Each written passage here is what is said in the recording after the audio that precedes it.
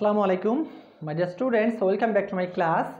This is Muhammad Shohag Munshi, Assistant Teacher English, Joshua Balika Madhyamik Bidyalay.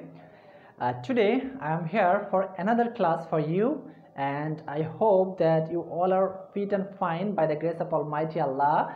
And I will conduct my class for class 6, 7, 8, even 9 or 10, and I will also conduct my class in Bengali because this class is not only for the students who are good enough in English but for all.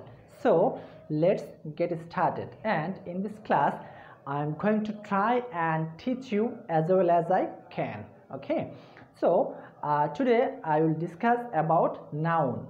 In my previous class I have discussed about parts of speech, and noun is a very important part of parts of speech. So at first we have to know what is noun. So noun is a word that refers to a thing, a person, an animal, a place, a quality, an idea or an action.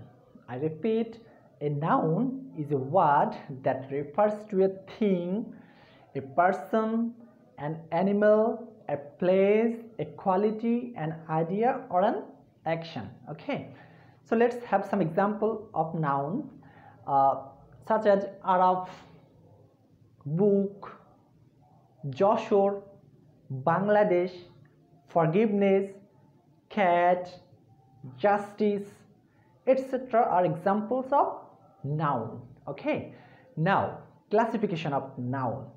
So noun can be classified into two categories.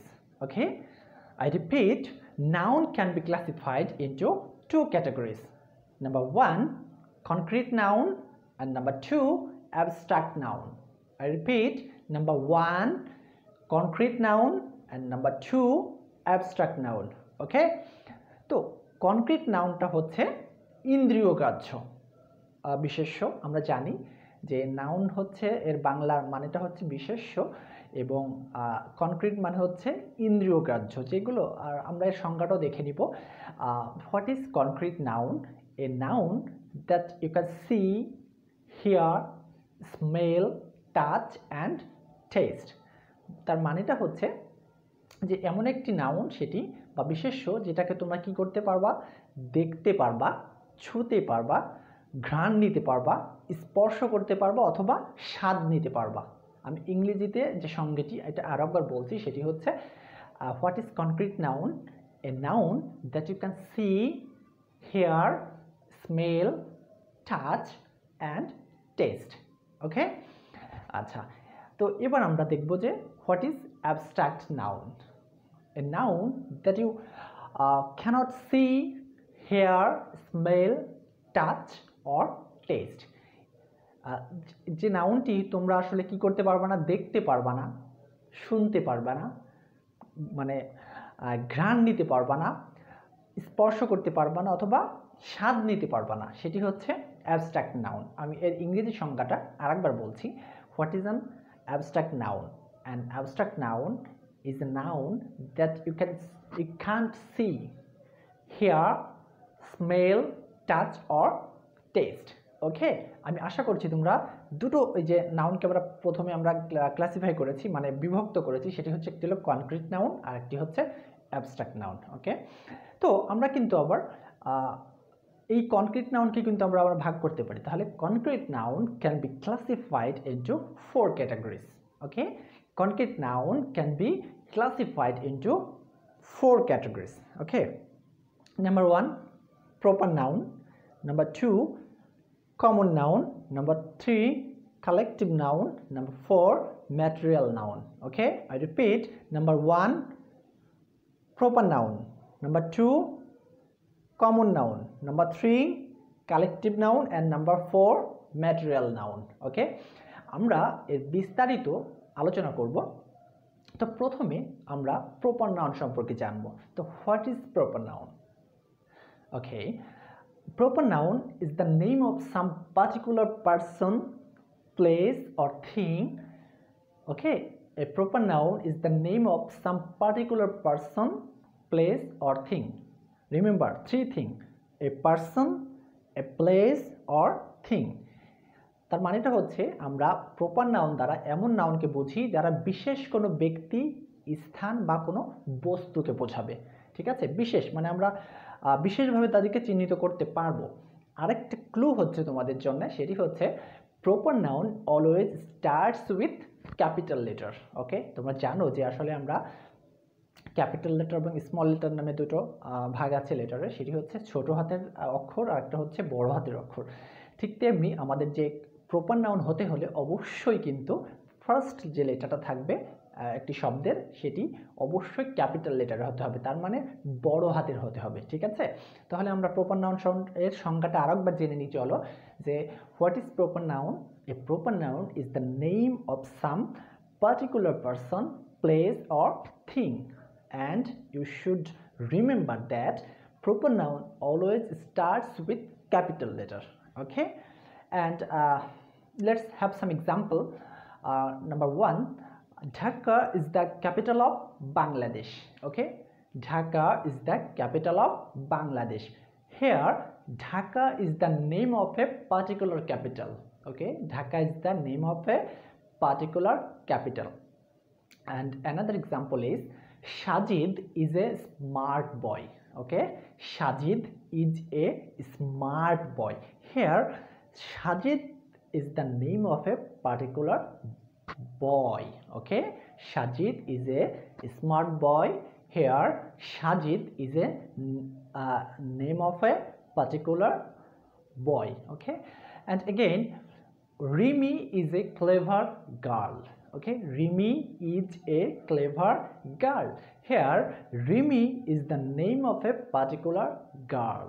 Okay, এখানে কিন্তু দেখো আমরা ঢাকা যখন ব্যবহার করেছি এটি একটি বিশেষ রাজধানী, দ্বিতীয়ত আমরা যে সাজিদ কথাটি ব্যবহার করেছি এটি একটি বিশেষ ছেলে বা ছেলেকে বোঝায়, এবং Rimi is a clever girl, এখানে এই বাক্যে রিমি হচ্ছে একটি বিশেষ নাম যেটি এক মেয়েকে বোঝাবে এবং বিশেষ মেয়েকে বোঝাচ্ছে, আলাদা করে আমরা চিনতে পারছি, তাই না?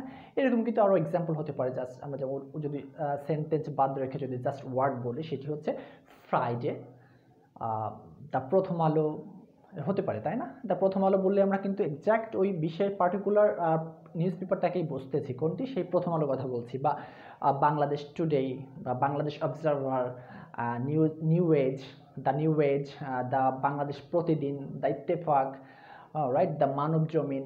এই যে অনেক অনেক পত্রিকা আছে, এই যে প্রত্যেকটা স্পেসিফিক নাম, পার্টিকুলার নাম, এটি হচ্ছে আসলে প্রপার নাউন। তো আশা করছি তোমরা বুঝতে পেরেছ।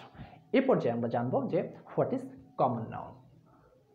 A common noun is a noun that is not the name of a particular thing or class, but that represents one or all of the members of that class or thing.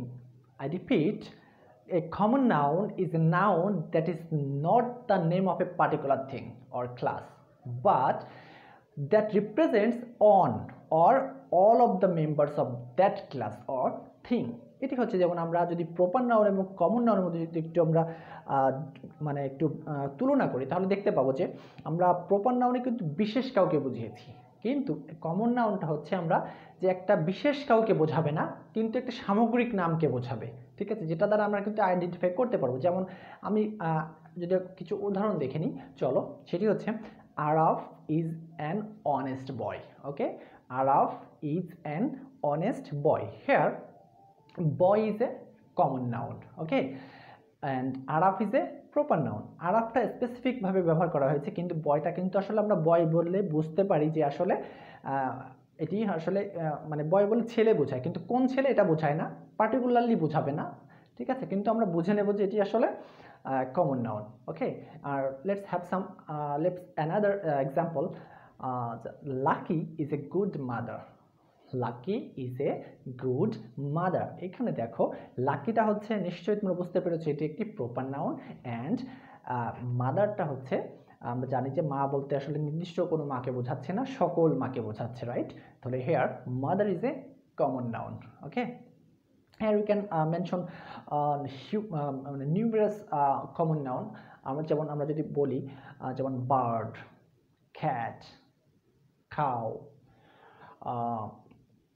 state, city, people, right, father, baby, child, teacher, student, man, woman, book, table, computer, mobile, এই প্রত্যেকটা যে কথাগুলো বলছি আমরা এগুলো হচ্ছে আসলে common নাউনের উদাহরণ ছিল।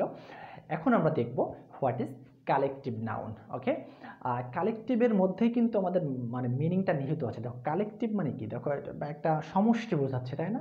হ্যাঁ, সমষ্টিবাচক বিশেষ্য বলি আমরা কালেকটিভ নাউনকে। তো what is collective noun? The collective noun is the name of a collection or number or a group of things or persons taken together and considered as one whole. Okay, I repeat, a collective noun is the name of a collection or number or group of things or persons taken together and considered of as one whole. Okay, সেটা হচ্ছে আমরা যেটা অনেকগুলো সমষ্টি বোঝাচ্ছে, সেটি হতে পারে কোনো বস্তুর বা হতে পারে কোনো ব্যক্তির। হ্যাঁ, তাহলে এটা সমষ্টি বোঝাবে এবং সমষ্টিগতভাবে একক বোঝাবে, রাইট? যেমন আমরা যদি উদাহরণ দেখি, সেটি হচ্ছে public is not aware of the incident. Public is not aware of the incident. Here public is a collective noun. এখানে দেখো পাবলিক বলতে কিন্তু আমরা অনেক মানুষকে বোঝাই, রাইট? হ্যাঁ, ঠিক তেমনি আমরা আরও একটি যদি উদাহরণ দেখি তাহলে দেখব the navy is ready for the voice. এখানে এই দ্য নেভি কথাটি হচ্ছে আসলে কালেকটিভ নাউন, ঠিক আছে? আমরা যদি কালেকটিভ নাউনের অনেক সেপারেট যে ওয়ার্ডগুলো আছে আমরা দেখেই বলে ফেলতে পারি আসলে এটি আসলে কালেকটিভ নাউন। তো চলো আমরা দেখে নিই, যেমন কলোনি, হ্যাঁ, কমিটি, হ্যাঁ, class, library, fleet, police, jury, gang, flock, team, herd, cattle, drop. হ্যাঁ, এই যে অনেকগুলো শব্দগুলো পেয়েছে, আমি আবার কিছু কিছু বলছি। Class, library, fleet, police, jury, gang, flock, team, herd, cattle, drop, colony, committee, etc., etc. On a huge number of collective nouns there are. Okay, and now we will discuss about what is material noun. Okay, আমরা যদি collective noun বুঝে থাকি, আমরা 4 নম্বর যে option হচ্ছে সেটি হচ্ছে আমরা কনক্রিট নাউনের যে 4 নম্বর ক্যাটাগরি ছিল সেটি হচ্ছে ম্যাটেরিয়াল নাউন। ম্যাটেরিয়াল মানে কি বোঝাচ্ছে? এটা বস্তুগত কিছু বোঝাচ্ছে, রাইট? হ্যাঁ, তাহলে হোয়াট ইজ ম্যাটেরিয়াল নাউন? তাহলে material noun is a noun is the name of material noun is the name of a material or substance or ingredients or something. ঠিক আছে, আমরা আরেকবার বলতে পারি, সেটি হচ্ছে material noun is the name of material or substance or ingredients or something. Okay, অনেক কিছু আমরা মানে কোনো বস্তুগত জিনিসের নাম হতে পারে, সেটি হয়তো উপাদানের নাম হতে পারে বা অন্য যে কোনো কিছু হতে পারে। যেমন the necklace is made of gold. Okay, the necklace is made of gold, the ring is made of gold, অনেক রকমের বাক্য হতে পারে। তো এখানে the necklace is made of gold, এই গোল্ড কথাটি এটি কিন্তু আসলে একটা ম্যাটেরিয়াল। হ্যাঁ, এই কারণে এটি একটি ম্যাটেরিয়াল নাউন। আমরা আরও যদি একটি এক্সাম্পল দেখি, the cow gives us milk. Here এই যে মিল্কটা এটি কিন্তু একটি ম্যাটেরিয়াল নাউন। ওকে, আমরা এরকম কিন্তু আরও অনেক অনেক উদাহরণ দেখতে পারি, যেমন iron, steel, gold, silver, tea, sugar, water. Okay, অনেক অনেক অনেক কিন্তু আমাদের ম্যাটেরিয়াল নাউন আছে। মিট, ওকে, যেমন iron, steel, gold, silver, tea, sugar and water. Okay, well.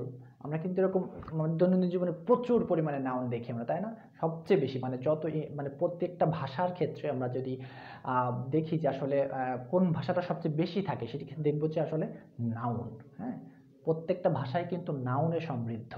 হ্যাঁ, এবার আমরা দেখবো সেটি হচ্ছে লাস্ট অন। আমি আশা করছি তোমরা ম্যাটেরিয়াল নাউনটা বুঝে গেছো যে কনক্রিট নাউনের যে 4টা অংশ ছিল, proper noun, common noun, collective noun এবং ম্যাটেরিয়াল নাউন। এই চারটা নিয়ম তোমরা আসলে বুঝে গেছো। এই পর্যায়ে আমরা জানবো যে হোয়াট ইজ অ্যাবস্ট্রাক্ট নাউন। আমরা কিন্তু আগে একবার দেখে ফেলেছিলাম যে an abstract noun is a noun that you cannot see, hear, smell, touch or taste, but now we also get another issue, that is an abstract noun is a noun and which is usually the name of a quality, action, state or concept. Okay, an abstract noun is a noun and that is usually the name of a quality, action, a state or concept. And let's have some example, that is honesty, beauty, bravery, wisdom, heroism, darkness, kindness, goodness, judgment, movement, laughter, hatred, joy, hope, childhood, sleep, sickness and love. Okay, here we can see lots of abstract noun. Okay, and we cannot see them, we cannot taste them, we cannot hear them, or we cannot taste them or touch them. Okay, so আমি আশা করছি তোমরা যদি এই পুরো ক্লাসটা মনোযোগ সহকারে দেখো তাহলে দেখবে যে খুবই সহজ ছিল এই নাউন বিষয়টি, এবং এই নাউন সম্পর্কে কিন্তু তোমাদের আমি চাচ্ছি যে তোমাদের বেসিকটা ইমপ্রুভ করতে। তোমরা যদি ইংলিশের বেসিকটা ইমপ্রুভ করতে পারো তাহলে কিন্তু তোমাদের জন্য ইংলিশটা একেবারেই সহজ হয়ে যাবে। তো আজ এ পর্যন্তই। তোমাদের আমরা ধাপে ধাপে পার্টস অফ স্পিচের প্রত্যেকটা আইটেম নিয়ে আলোচনা করব। তো তোমাদের নেক্সট যে ক্লাসটি থাকবে সেটি হচ্ছে ভার্বের উপর, এবং তোমরা অবশ্যই কিন্তু এই ক্লাসটিও মিস করবে না, কারণ ভার্ব হচ্ছে বাক্যের প্রাণ। ওকে, ভার্ব ছাড়া কোনো বাক্য হয় না, এবং ভার্বের অনেক কিছু জানার আছে। তো আমরা অনেক কিছুই ভার্ব সম্পর্কে জেনে নিব। তো সেই পর্যন্ত ভালো থাকো, সুস্থ থাকো, আল্লাহ হাফেজ।